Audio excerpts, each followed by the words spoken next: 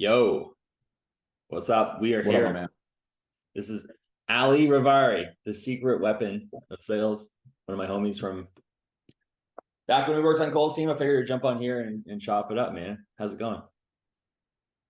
Been pretty good, man. Been a baller week so far. Finished the month strong. Yeah. So, dude, I kind of know a little bit about your backstory. I think you before you joined Cold Steam, because when we first got started, we were setting, and then you're a closer now. And I think you jumped off to work with Clark for a few months, closing on his offer, and then you went back to Cold Steam. So how did you get into the sales game, dude? Like, were you a coach or something like that, or an agency owner? How'd you get here? Yeah. Maybe sales or how to get in sales in general. Yeah, I mean, sales in general. Like, what made you go down that route? And Yeah, I mean, to be honest, dude, I went to school and I had no idea what I wanted to study. I kind of just like went because I thought that's what you do to be successful.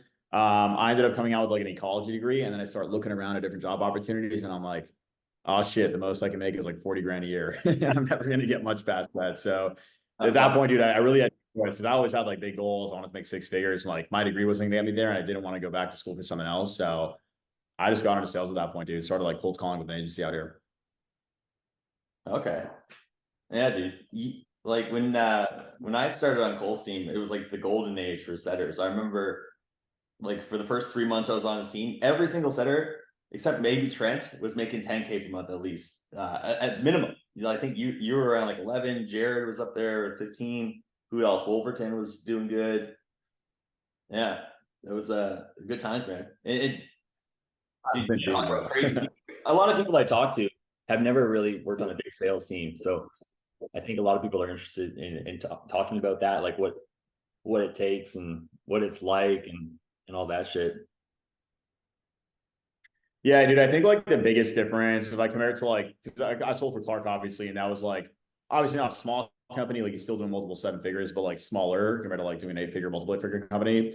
I think the biggest differences I've noticed is number one with the culture. Like when you're on a really big team and it's really high performance, big revenue numbers, like the culture is just different. It's a lot more like checking your numbers, projections, being accurate, high say do ratio, like all those things just matter a lot more.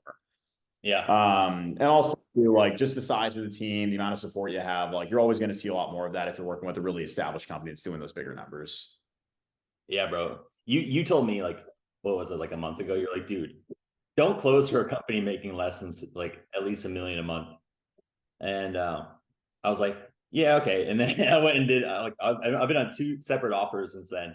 The first one lasted like a week and they turned off marketing. The second one I just joined like a week later. They're like, yeah, we turned off marketing. I'm like, fuck, Ali was right. Fuck sakes. Yeah. And I don't think it's like a hard rule of don't do that. I think it's more about like your experience and where you're at. Like obviously if you're first getting started, like setting that as the expectation is kind of rough because like not a lot of companies doing that want to hire you if you're like brand new or just getting started closing, whatever it is. Yeah, That being said, once your skill set is at a point where you can easily go out and find those positions, the benefit is you're working with entrepreneurs that know exactly what they're doing. And so if something happens or new problems there with marketing or they have issues with fulfillment, one, they have a big enough team, but they also have the expertise to be able to correct the direction of the ship very quickly. And like the last thing you want to do is be on a commission only role on a team where they can't figure out their marketing. And now we're betting on this new entrepreneur that doesn't really know what he's doing. We're just hoping he figures it out. That's kind of like my mentality around why I prefer bigger teams. yeah, dude, 100%. I've worked on a few teams. Like Coles is, it's funny because Coles is the first like high ticket sales team I worked on. I was in door to door, and then I started my own shit for a few years. And then it was really like you're like starting in the NBA, and then everything else is like, okay, I'm playing like high school basketball. Like what you said about culture and like projections and how accountable everybody is.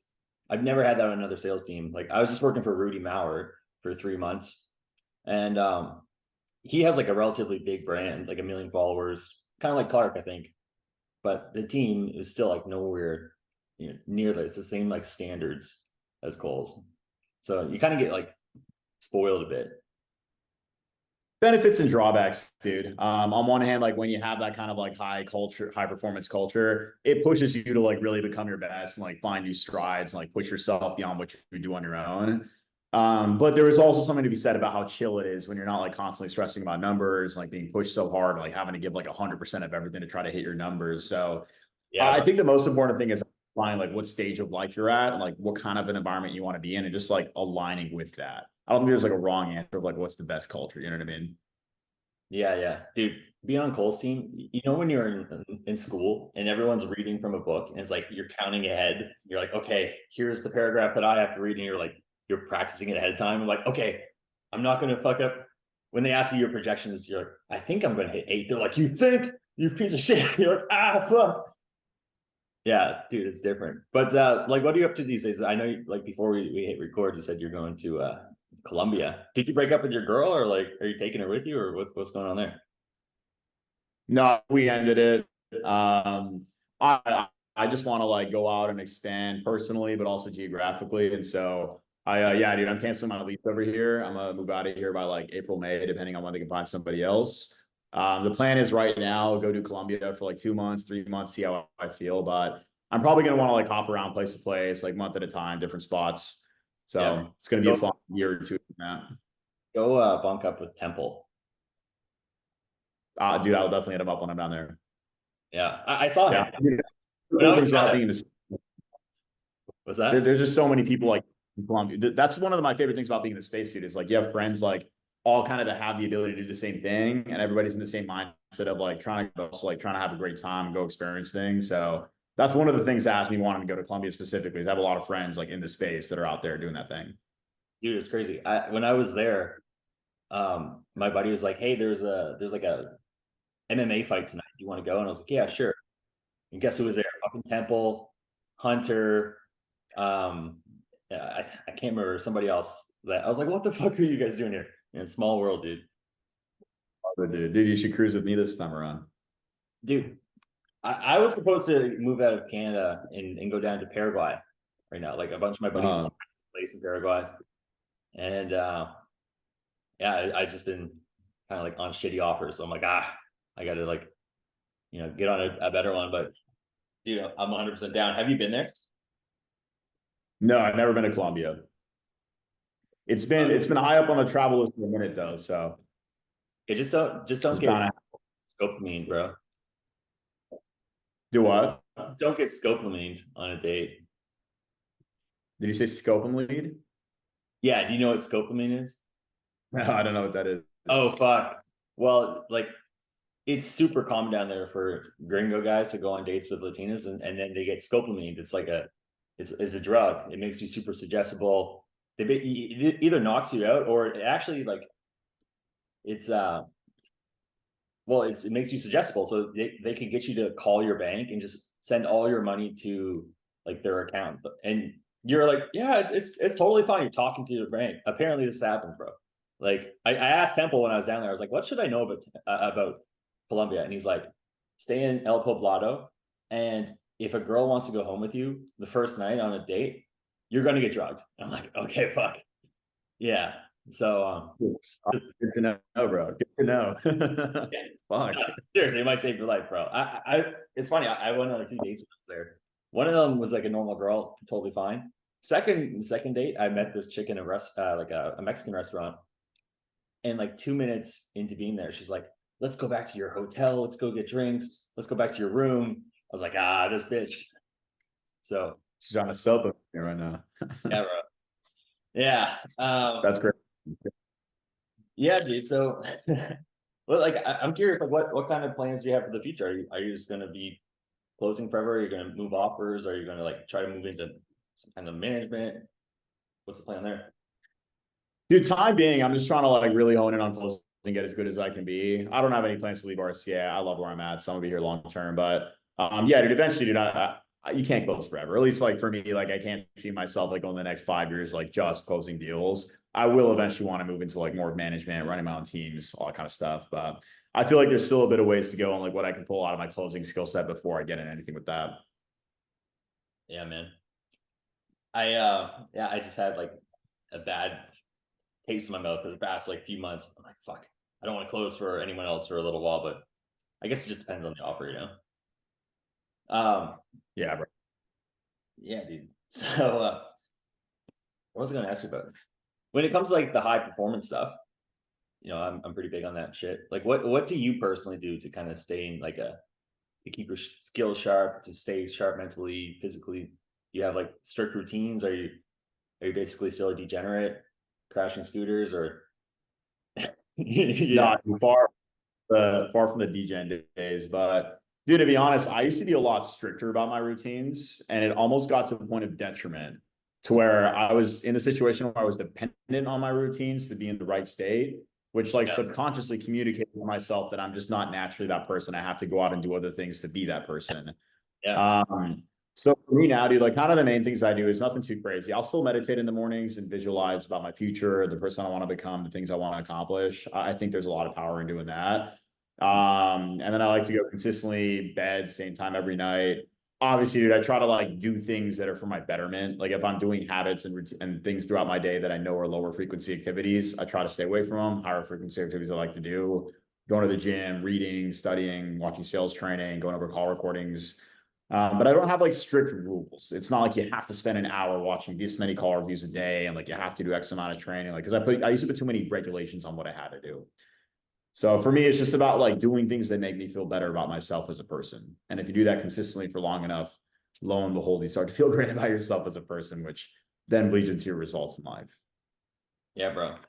It's funny, man. But for you, like when it comes to like the sales training itself, like what do you feel like is like the next level for you? Like what do you like what do you feel like you need to kind of like break through? Is it getting better at the sales calls? Is it, I don't know, like do you have any idea?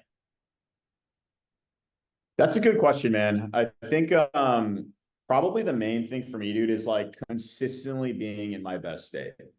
Because Yeah. I will have like some weeks where I'm just like amazing and I impress the hell out of myself and I'll watch back my calls and be like, how did I even think to know to do that in that situation? Yeah.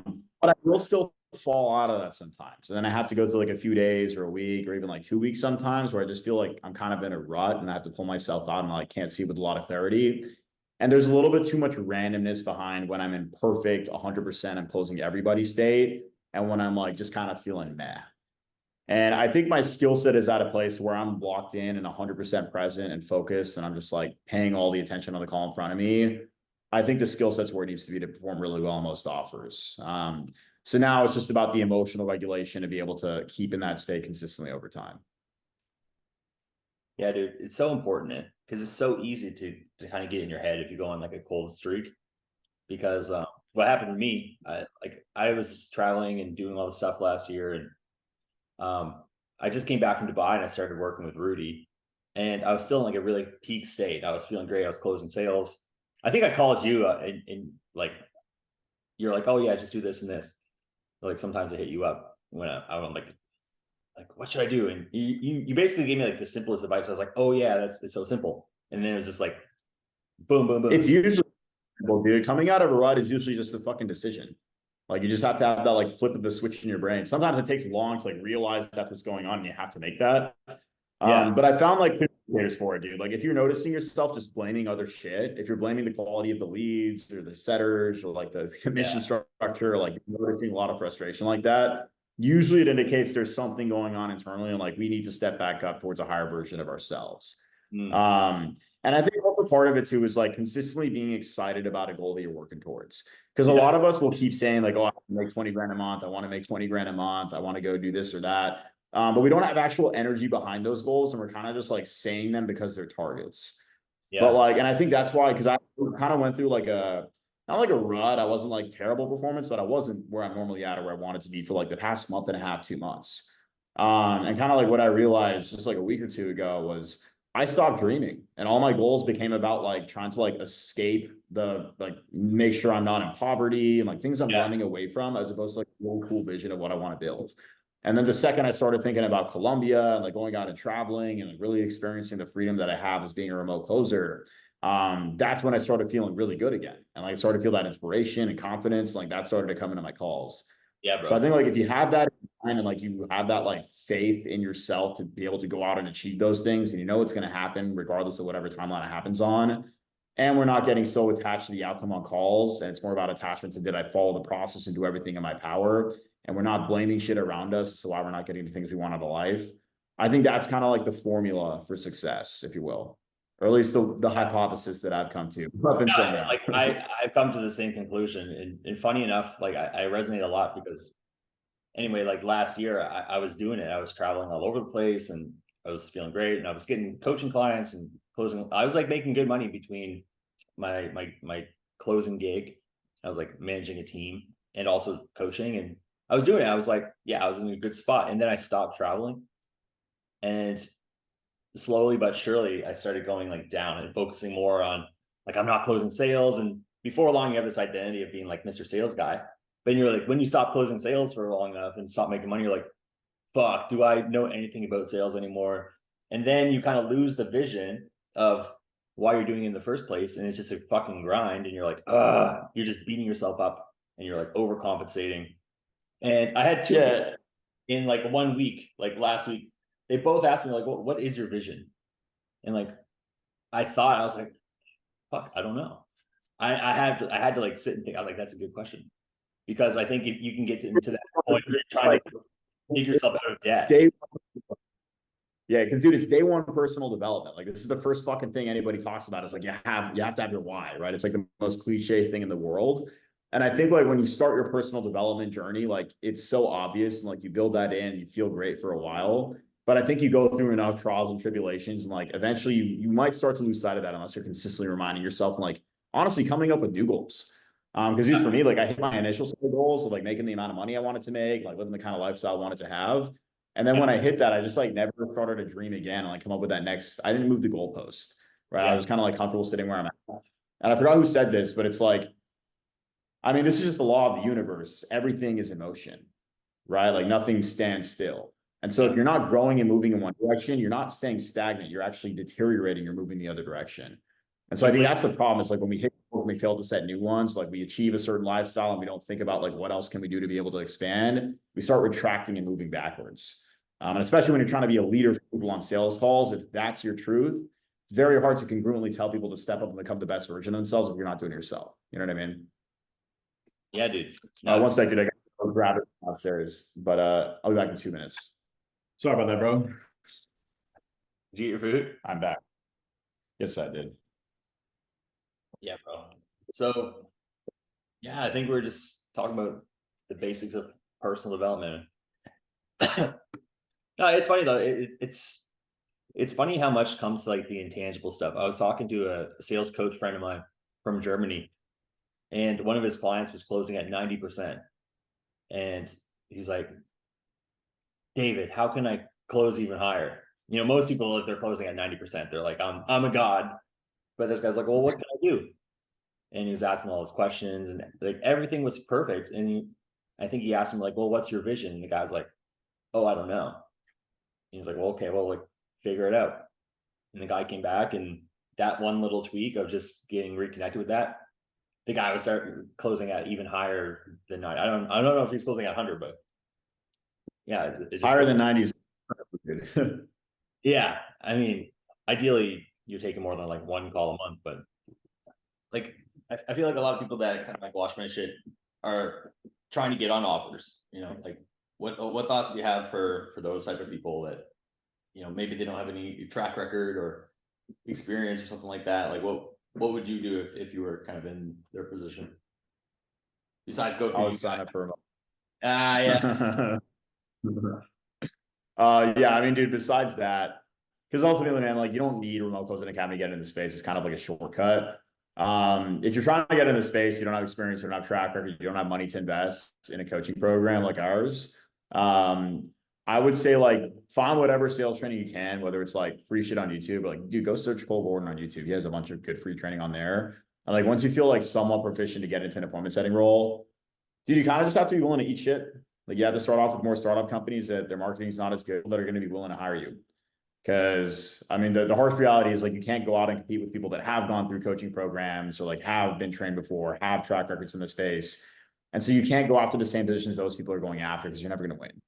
So like you have to find the companies that are like a little bit smaller starting off and maybe not as established, but that you believe in and you feel good about and go along with yourself with them. And like you don't have to like marry that idea and like be with them for the next like 2 years, but use that as a stepping stone to start building a track record so you can leverage that and go put that place with better teams with better marketing. Yeah, man. Dude, how long did you how long were you a setter for? I was a setter for a long time, bro. Probably like a year and like 3 months. Yeah. Not at least, bro. Like you were like an OG on the team. Man, like it's crazy how many setters came and gone just while I was on the team. It was like a new person would join and they're like gone the next day or the next week, man. I see on Twitter so many people think that it's like, oh, I'm going to do appointment setting and make like 10K per month, and I'm going to become a closer, and I'm suddenly going to make like 20K per month or whatever the thing is. Someone asked me, like, how many people do you think are actually making like over 20K per month closing? I was like, I don't. It's probably like the top, what, 5%, 10% less. I was gonna say top 5% Yeah. minimum. Because dude, it's definitely possible, but it's like the skill set has to be there, and you have to be on a good opportunity. Because you could be fucking amazing, but if you're not working with a really good company where you're getting enough inbound calls consistently and they're all qualified, Yeah. producing 200 grand in cash collected to get 20 grand that month is going to be a long shot. Yeah. Well, what's the record on Cole's team for like closes now? Is it still Jens or? Uh, dude, someone, I forgot who it was, somebody hit a 40 bomb.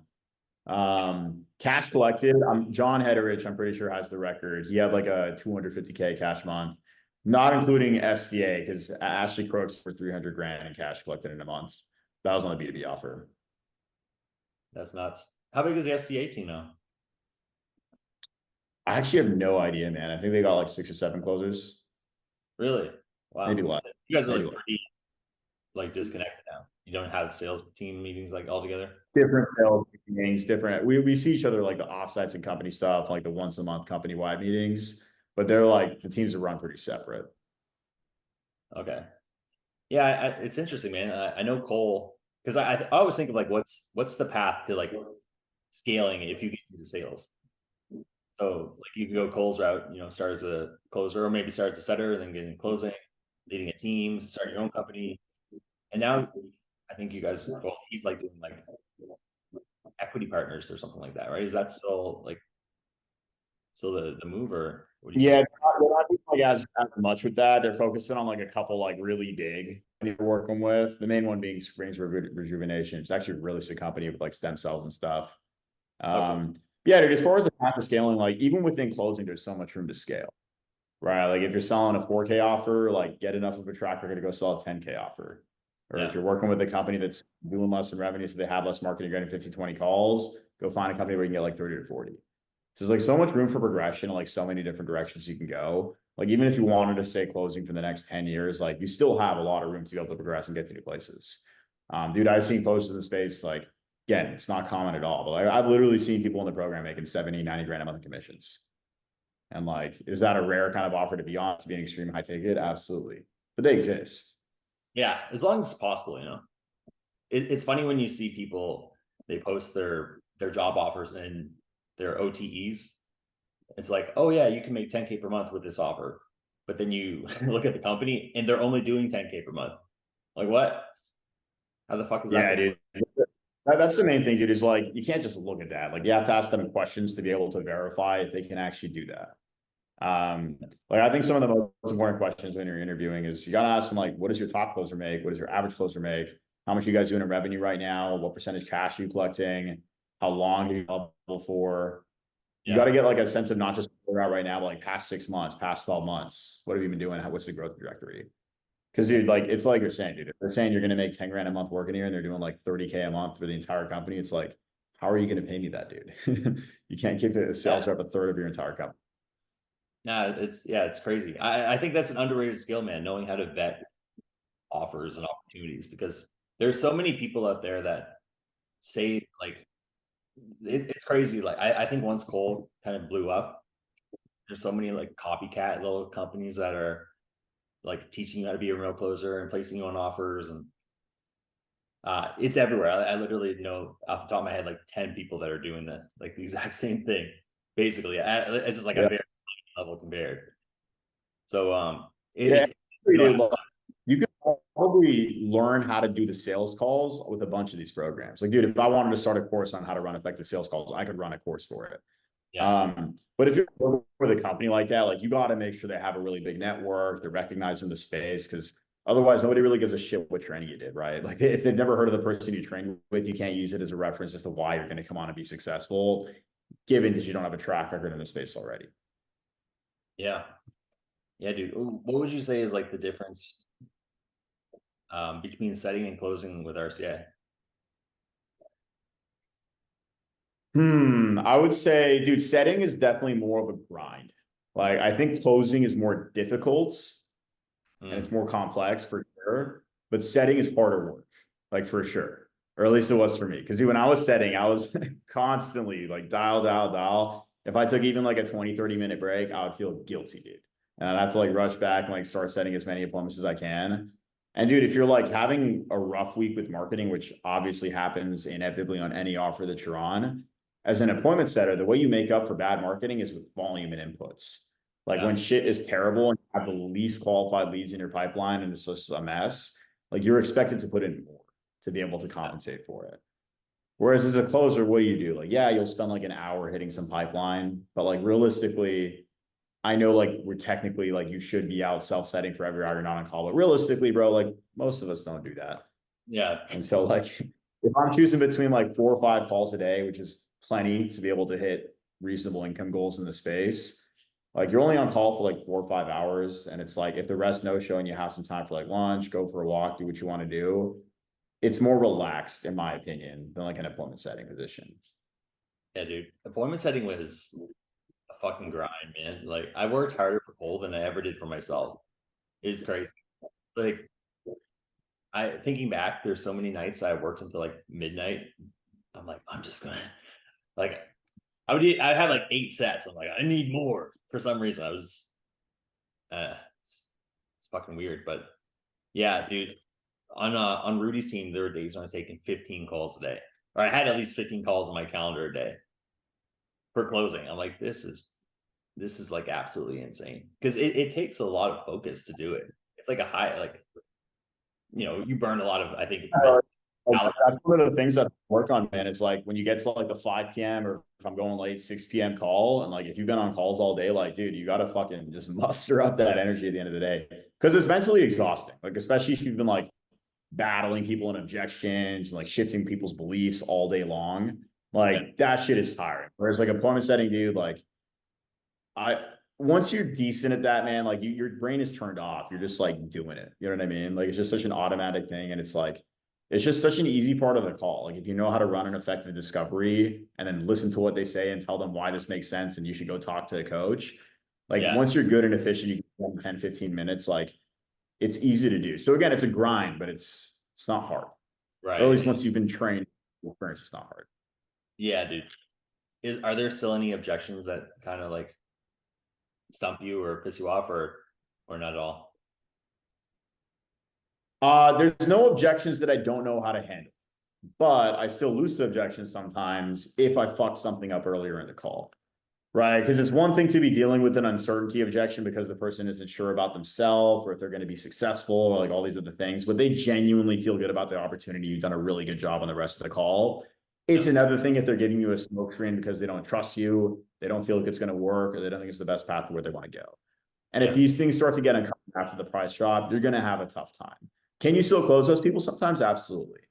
But I think like that's the main thing for me is like anytime I run into like a lot of problems where I'm just having a day where I just can't close anybody and it's just objection after objection after objection, the objections aren't really the problem. It's like what's causing those objections to come up. You know what I mean? Or like what are you missing earlier in the call? Yeah. Like spouse objection is the perfect example.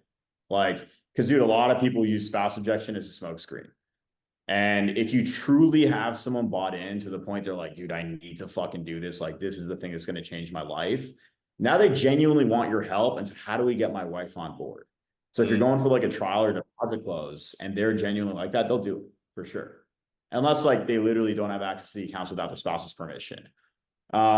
Whereas like how I know if I fucked up something else in the call and it's actually uncertainty is I'll ask for like put 2K down, we'll make it refundable so you can bring your wife in and you guys can really see this through together and get her on board.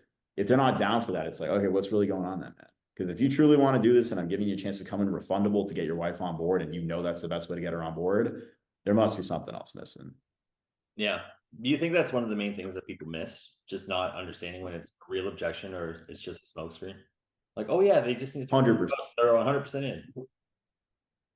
100%. I think like there's obviously like you need to learn how to handle objections and you need to know like how to do it properly.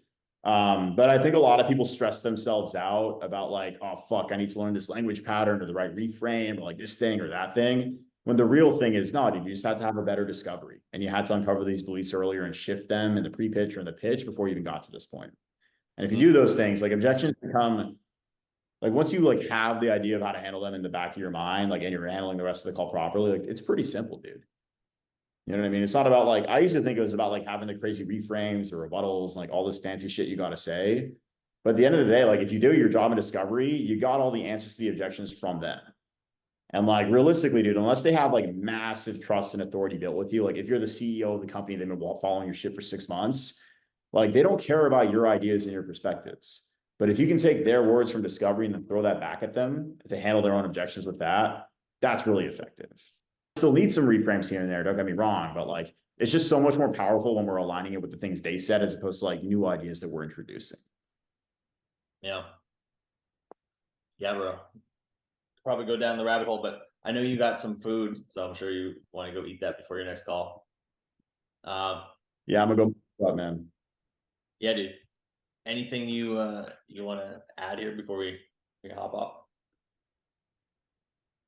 Nothing comes to mind, man. But good connecting, dudes. Good catching up.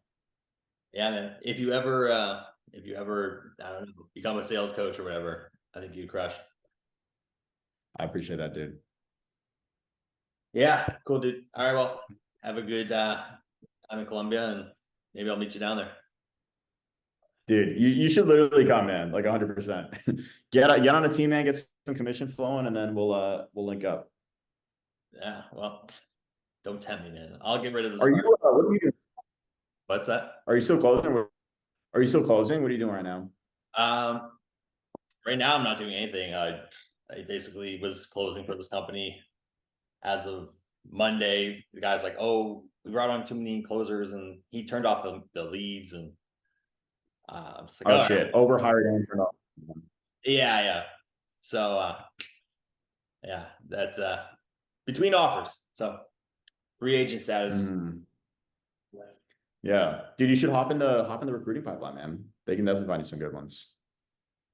Yeah, maybe worth a shot, man. Anyway, I'll talk to you later, man. You have a good rest of your day. Catch you later, dog.